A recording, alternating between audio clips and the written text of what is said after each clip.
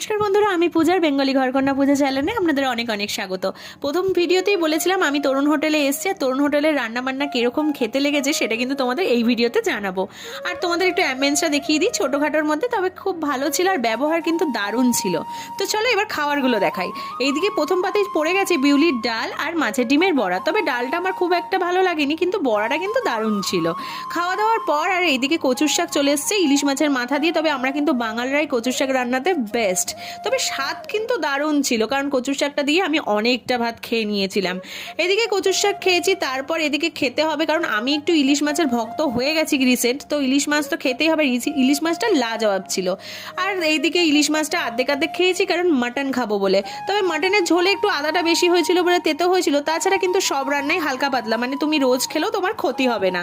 আর এদিকে মাটন খাওয়ার পর শেষ পাতটা কি দিয়ে শেষ করলাম জানো? আমের চাটনি আর পাঁপড় দিয়ে।